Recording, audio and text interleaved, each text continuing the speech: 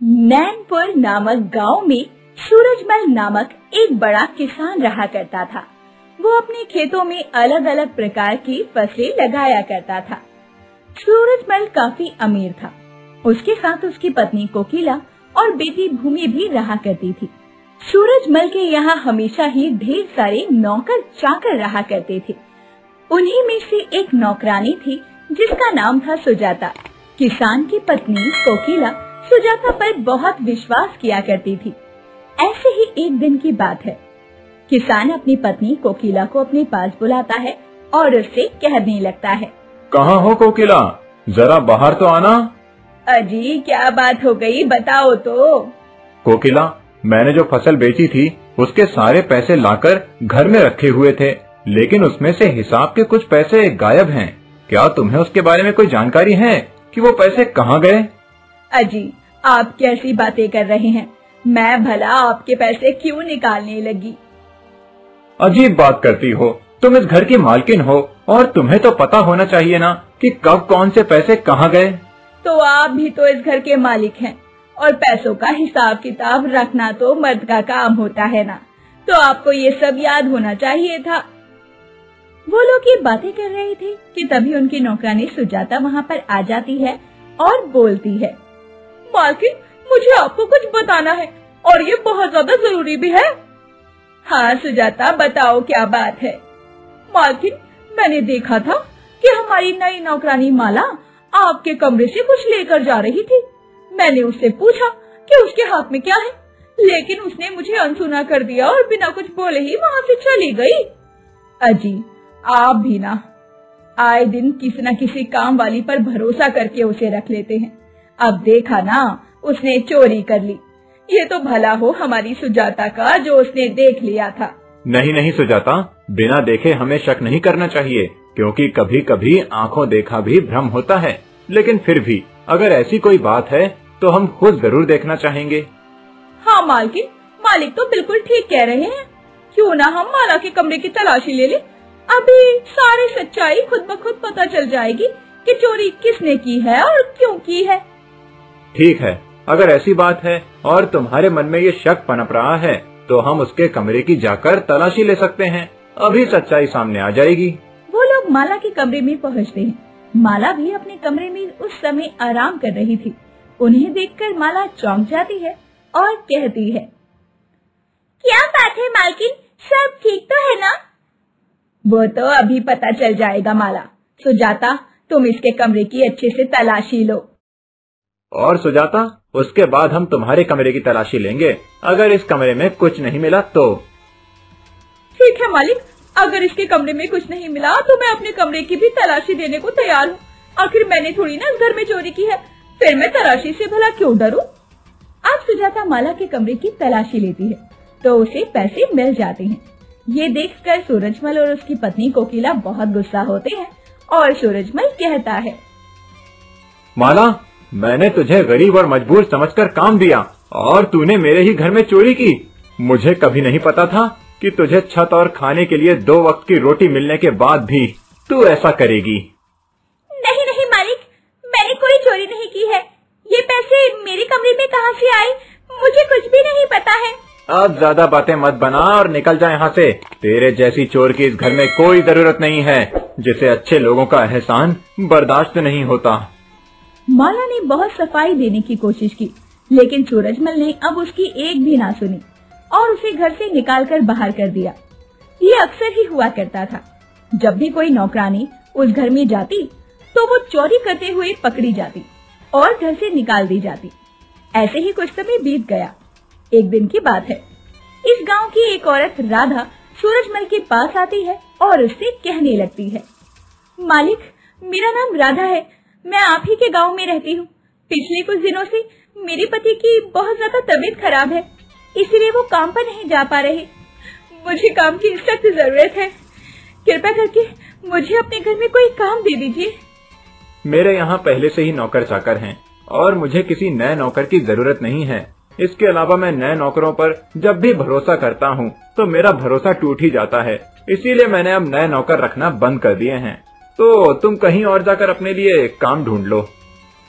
ठीक है मालिक, जैसी आपकी मर्जी। लेकिन मुझे बहुत भूख लगी है, हो सके तो मुझे कुछ खाने को दे दीजिए, भगवान आपका भला करेगा। अच्छा अच्छा, मेरी बात सुन, ये रख ले।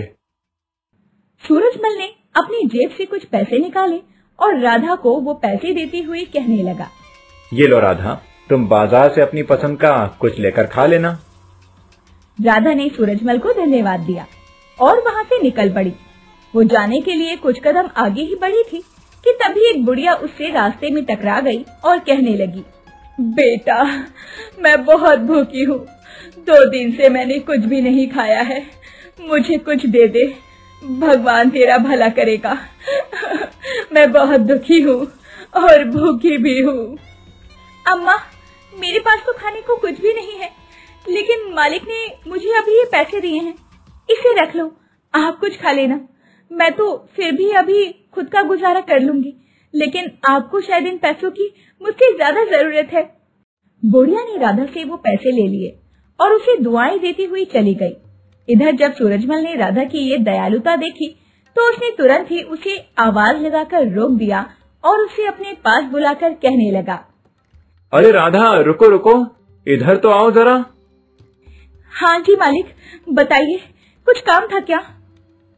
तुम तो बड़ी ही दयालु हो राधा, ऐसा करो कि तुम भी मेरे घर काम पर लग जाओ। इतना बड़ा घर है, मेरा कोई ना कोई तो काम तुम कर ही लोगी। और इस तरह राधा सूरजमल के यहाँ काम पर लग जाती है और जल्दी ही राधा ने सूरजमल और उसकी पत्नी दोनों का दिल पूरी तरह से जीत लिया था। सुजाता को ये सब देखकर बहुत बुरा लग रहा था और वो अंदर ही अंदर जल भुनकर राख हो रही थी। वो जब से आई थी तब से सब लोगों को बड़ा ही स्वादिष्ट खाना खाने को मिल रहा था और अब दोनों पति पत्नी उसकी पगार बढ़ाने के बारे में भी सोचने लगते हैं, क्योंकि वो सचमुच बेसहारा थी और उसे पैसों की सख्त जरूरत थी। लेकिन जहाँ दोनों पति पत्नी अब राधा की तनख्वाह बढ़ाने के बारे में सोच रहे थे, तो वहीं सुजाता ये सारी बातें सुन लेती है और ये सुनकर उसे बुरा लगने लगता है। उसने अपने मन में मंसूबा बनाया, मालिक और मालकिन राधा पर कुछ ज्यादा ही मेहरबान है। मैं तो इनकी कब से सेवा करने में लगी हूँ, लेकिन इन्होंने मुझे तो कभी भी पगार बढ़ाकर नहीं दी है और उसके बारे में ये इतना सोच रहे हैं। मुझे इस राधा का कुछ न कुछ तो करना ही पड़ेगा। कुछ दिनों के बाद एक दिन सूरजमल अपने खेतों से वापस आता है और अपनी पत्नी से आकर कहने लगता है, कोकिला, इस बार मैंने आलू की फसल लगाई थी, लेकिन सारे के सारे आलू ही खराब हो गए। अब मुझे अपने आलू बहुत कम दाम पर बेचने होंगे और इससे मुनाफा भी नहीं होगा। सुजाता सूरजमल की बातें सुनकर बोल उठती है, मालिक, छोटा मुंह बड़ी बात, लेकिन अगर आप बुरा न माने तो मैं आपसे कुछ कहना चाहती हूँ। आखिर इतने सालों से इस घर की देखभाल करने में लगी हूँ, इस घर को अपना मानकर बोल रही हूँ, बुरा मत मानिएगा। हाँ हाँ सुजाता, बोलो क्या बात है, तुम भी इस घर का सदस्य हो और तुम मुझे कोई भी बात जब मन करे बोल सकती हो। मालिक, आप ऐसा कीजिए, उन आलू को मुझे दे दीजिए, मैं उनमें से खराब आलूओं को बाहर निकाल दूंगी और थोड़े अच्छे आलूओं को बेचकर आपको पैसे ला दूंगी। मेरे बदले घर का सारा काम राधा कर लिया करेगी। वैसे भी इसको आजकल इस घर का काम करना कुछ ज्यादा ही अच्छा लगता है। हाँ हाँ, अगर ऐसा हो सकता है तो अच्छी बात है। तुम ऐसा करो कि तुम इन आलूओं को बेच दो, घर का काम राधा देख लिया करेगी और इसमें हमें कोई परेशानी भी नहीं होगी। फिर क्या था, सुजाता ने सूरजमल से आलू ले लिए और उन्हें बाजार में जाकर सस्ते दामों पर बेच दिया। उसके बाद उन पैसों में से आधे पैसे वो अपने पास रखते हुए बोलने लगी, आधे पैसे मैं रख लेती हूँ और आधे पैसे मालिक को दे दूंगी। इतने में ही बिके, उन्हें कौन सा पता चलेगा कि मैंने इन आलूओं को कितने में बेचा है। वैसे भी ये सारे आलू खराब ही होते, अगर 2-4 पैसे में कमा लूंगी तो उनका कौन सा कुछ गिर जाएगा। यही सोचकर सुजाता सूरजमल के पास आती है और उन्हें आधे पैसे ही देते हुए कहने लगती है, मालिक, ये रहे 1000 रुपए, आलू को बेचकर बस यही पैसे मिले हैं। मैंने बहुत कोशिश की, लेकिन ज्यादातर आलू खराब ही थे और कोई भी आलू खरीदने को तैयार नहीं था, तो मैंने उन्हें जानवरों को डाल दिया। सूरजमल वो पैसे रख लेता है और ये सारी बातें राधा खड़ी हुई सुन रही थी। तभी राधा बोलती है, मालिक, अगर आपको कोई ऐतराज ना हो तो उनमें से कुछ आलू आप मुझे भी दे दीजिए, वो मेरे काम आ जाएंगे। वो तो ठीक है राधा, लेकिन तुम इन आलूओं का आखिर करोगी क्या? ये तो सच में किसी भी काम के नहीं हैं। मालिक, अगर आप उन आलूओं में से कुछ आलू बेच दें तो मैं काम से वापस जाने के बाद उन आलूओं की चाट बनाकर बाजार में बेचूंगी। इससे मुझे भी कुछ फायदा हो जाएगा और आपके कुछ आलू भी बिक जाएंगे। ठीक है राधा, अगर तुम ऐसा करना चाहती हो तो मुझे कोई एतराज नहीं है। वैसे भी ना मैं इन आलू को बेच पाऊंगा ना किसी को दे पाऊंगा, तो इन्हें तुम ही ले जाओ। राधा बहुत खुश हो जाती है। अगले दिन वो अपने कुछ बचाए हुए पैसों से कुछ आलू मालिक से खरीद लेती है और दिन में पूरे घर का काम संभाला करती और रात के समय आलू की चाट बनाकर दुकान लगाया करती। आइए आइए, गर्मा गर्म आलू चाट खाइए, एक बार खाकर तो देखिए, राधा की चटपटी चाट। अरे जरा एक आलू चाट तो लगाना, बहुत मन कर रहा है चटपटा खाने का। हाँ हाँ भाई, अभी लगाती हूँ। राधा ने आलू चाट लगाई और ग्राहक ने आलू चाट खाकर कहा, अरे वाह, तुम तो बहुत ही अच्छे आलू चाट बनाती हो। इस गांव में इतनी स्वादिष्ट आलू चाट मैंने कभी नहीं खाई। जरा 2 पैक कर देना। हाँ, अभी पैक कर देती हूँ, आप रुकिए। अब राधा ने उसे 2 आलू चाट पैक करके दे दी। इसी तरह ग्राहक आते और राधा आलू चाट बहुत अच्छी तरह से बेचा करती। उसकी कमाई बहुत अच्छी होने लगी थी। सारा दिन सूरजमल के यहाँ वो काम करती और रात को कोल्हू के बैल की तरह जुटकर आलू चाट का ठेला चलाती। अब राधा की दुकान काफी अच्छी चलने लगी थी। एक दिन राधा अपनी चाट बनाकर सूरजमल के पास लेकर आती है और खुशी से उसे देते हुए कहती है, मालिक, आपका बहुत बहुत धन्यवाद। आपने मुझे अपने आलू बेचे और आप लोगों को ये चाट खाकर देखनी चाहिए। मैं ये स्पेशल आपके लिए बनाकर लेकर आई हूँ।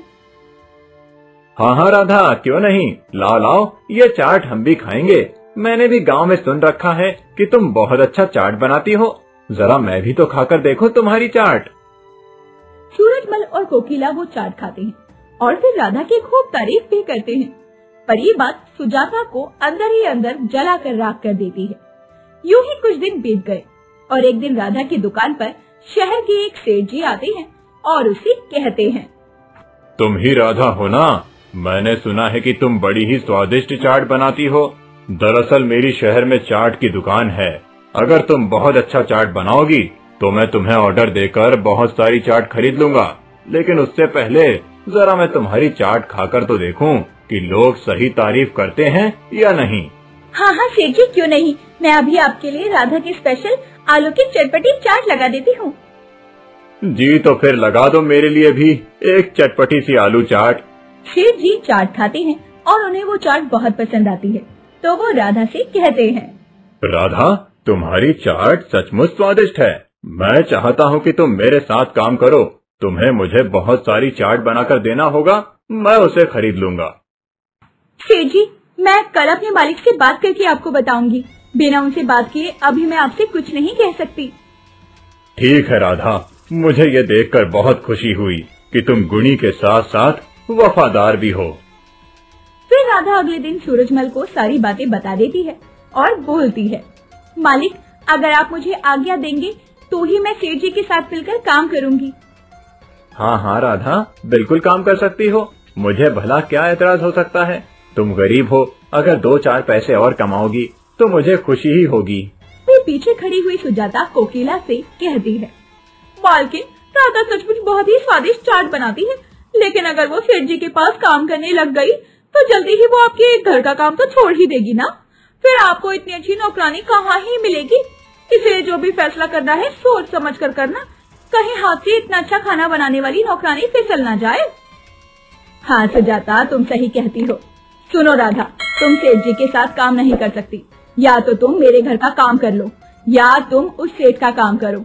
अगर तुम्हें उस सेठ जी के घर का काम करना है तो मेरे घर का काम छोड़ना होगा, क्योंकि मैं नहीं चाहती कि मेरे घर के काम में तो किसी भी तरह का समझौता करे। नहीं नहीं मालकिन, आप रहने दीजिए, मैं सेठ जी के यहाँ काम नहीं करूँगी, लेकिन आप लोगों के घर पर मुझे अपनापन मिलता है। मैं आपके घर का काम नहीं छोड़ना चाहती। ऐसा कहकर राधा अपने काम में लग जाती है। तब सुजाता अपने मन में सोचती है, ये तो कुछ नहीं राधा, अभी तो सिर्फ मैंने तुझे सेठ के साथ काम करने से रोका है। तो देख, जिस तरह से मैंने बाकी नौकरों को घर पर चोरी का इल्जाम लगाकर बदनाम करके निकलवा दिया है, उसी तरह से तुझे भी निकलवा दूंगी। अब तेरे इस घर में ज्यादा दिन नहीं बचे हैं, तो इस घर से बोरी बिस्तरा बांधने की तैयारी कर ले।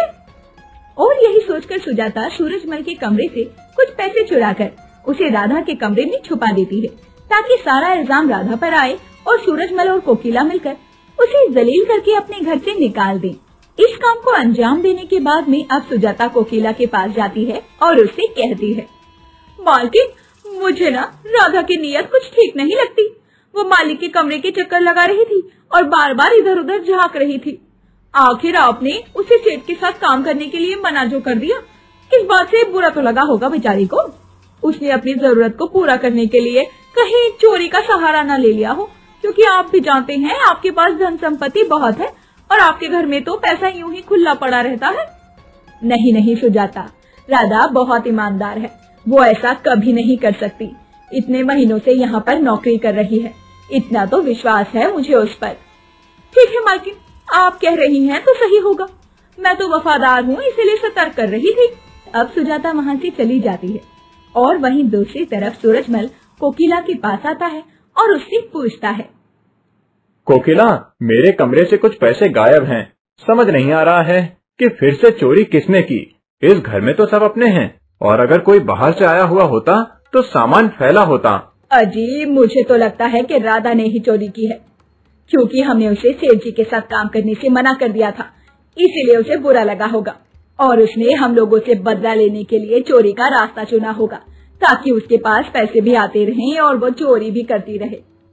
नहीं नहीं कोकिला, राधा कभी चोरी नहीं कर सकती। वो बहुत दुखियारी और परेशान औरत है। अजी, आपको लगती होगी वो परेशान, मुझे तो चंट लग रही है।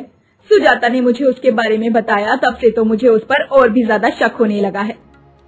तभी सुजाता सामने से पैसे लेकर आई और कोकिला को देते हुए खुद कहने लगी, मालकिन, ये लीजिए, मैं अभी राधा के कमरे में गई थी। राधा के कमरे से मुझे ये पैसे मिले हैं। मैंने आपसे कहा था ना कि राधा ही चोर है। देखिए, आखिर चोरी राधा ने ही की है। मैं तो कहती हूँ अभी के अभी उस चोर को धक्के देकर आप घर से निकाल दीजिए और उसको बोल दीजिए कि आज के बाद कहीं भी जाए, लेकिन इस घर में आने की कोई जरूरत नहीं है। ऐसा कहकर सुजाता वहाँ से चली जाती है और तभी कोकिला ये सब होते देखकर सूरज से बोली, अजी, आप सोच क्या रहे हैं? राधा को बुलाइए और उसे घर से निकाल दीजिए, जैसे इससे पहले सभी नौकरों चाकरों को घर से बाहर निकाला है। अगर सुजाता ना होती तो हमारा क्या होता? कोकिला, मैं सोच रहा था कि कहीं वो सच तो नहीं है जो मुझे समझ आ रहा है। अजी, वो क्या बात है? मुझे भी तो बताइए, मुझे तो कुछ भी समझ में नहीं आ रहा है। वो सब मैं तुम्हें बाद में बताऊंगा। पहले तुम एक काम करो, अपनी सोने की चेन को किसी बहाने रसोई में गिरा दो। उसके बाद सुजाता को चाय बनाने के लिए कहो। और फिर कोकिला ने ऐसा ही किया, अपनी सोने की चैन को रसोई में गिरा दिया और बाहर आकर सुजाता के पास जाकर कहने लगी, सुजाता, मेरे सर में दर्द है, जरा मेरे लिए एक कप चाय तो बना दे। सर दर्द से फटे जा रहा है। तेरे हाथ की अदरक वाली चाय पीकर शायद मुझे आराम मिल जाए। जी मालकिन, बस इतनी सी बात, अभी बना देती हूँ। आप अपने कमरे में आराम कीजिए, मैं आपके लिए चाय लेकर आती हूँ। सुजाता किचन में गई और उसने सोने की चैन देखी। वो बहुत खुश हो गई। उसने वो सोने की चैन उठाकर अपने बटुए में छुपा ली और चाय बनाकर कोकिला को दे दी। तब सूरज ने कहा, देखा कोकिला, सुजाता को जरूर ही वो सोने की चेन मिली होगी, लेकिन उसने तुम्हें वापस नहीं की। अब तुम ऐसा करो कि मेरी सोने की चेन ले जाकर किचन में गिरा दो और राधा को चाय बनाने के लिए कहो। कोकिला ने ऐसा ही किया। वो सूरज की चैन लेकर अब किचन में गई और उसे वहीं गिरा दिया और राधा को चाय बनाने के लिए कहा। राधा चाय बनाने के लिए रसोई में गई और देखा वहाँ पर सोने की चैन पड़ी हुई थी। राधा ने अब बढ़िया सी चाय बनाई और चाय की ट्रे में ही सोने की चैन रखकर कोकिला के पास ले जाकर उसे देते हुए कहने लगी, मालकिन, ये आपकी चाय। और हाँ, मालिक की चैन रसोई में गिर गई थी, मैंने रख दी है, आप इसे संभाल कर रख दीजिए। शायद इसका कुंदा ढीला हो गया है, उनके गले से गिर गई होगी। अब ऐसा कहकर राधा तो वहाँ से चली गई और तभी सूरज बोला, अब बात समझ में आई कोकिला, चोर राधा नहीं बल्कि सुजाता है, और इससे पहले भी उसने जिन नौकरों पर चोरी का इल्जाम लगाकर निकलवा दिया, वो चोरी भी उसने ही की होगी। अब कोकिला ने सुजाता को बुलाया और उसे सारी बातें बताते हुए कहने लगी, तुमने बहुत खेल खेल लिया है सुजाता। अब इस घर से हमेशा के लिए निकल जाओ और कभी हमारे घर दोबारा आने की कोशिश भी मत करना। तुमने सालों तक इस घर की सेवा की है, इसीलिए मैं पुलिस में कंप्लेन नहीं कर रही। इसलिए तुम्हारा भला भी इसी में है कि तुम नाक की सीट पकड़ो और घर के दरवाजे से बाहर की ओर चली जाओ। सुजाता को सब समझ में आ गया था कि अब उसकी दाल यहाँ नहीं गलने वाली। वो घर छोड़कर चली गई। उसके बाद कोकिला ने राधा को बुलाकर उससे कहा, राधा, सुजाता तो चली गई, उसे उसके कर्मों की सजा मिल गई है। अब तुम सेठ जी से बात कर लो। दिन में हमारे यहाँ काम करना और शाम को चाट बनाकर सेठ जी को बेचना। तुम सच में बहुत अच्छी हो। माफ करना अगर मैंने तुम्हारे बारे में कभी भी कुछ गलत सोचा हो तो। मालकिन, आप भी बहुत अच्छी हैं। माना आप कभी कभी गुस्सा करती हैं, लेकिन उसके बाद खुद ही मेरा दर्द भी समझ जाती हैं। और धन्यवाद, आपने मुझे सेठ जी के यहाँ काम करने की इजाजत दी। मैं भी आपसे वादा करती हूँ कि इस घर के काम में कभी कोई दिक्कत नहीं आएगी और आपको सारा काम बहुत बढ़िया मिलेगा। अब राधा ने ऐसा ही किया। धीरे धीरे राधा चाट का काम बढ़ाने लगी और उसने अपनी चाट की एक छोटी सी दुकान खोल ली और कोकिला और सूरजमल के यहाँ काम करना भी पूरी तरह से बंद कर दिया। कोकिला और सूरजमल हमेशा ही राधा के यहाँ आकर चाट खाया करते और उन लोगों का रिश्ता ऐसे ही अच्छा रहा।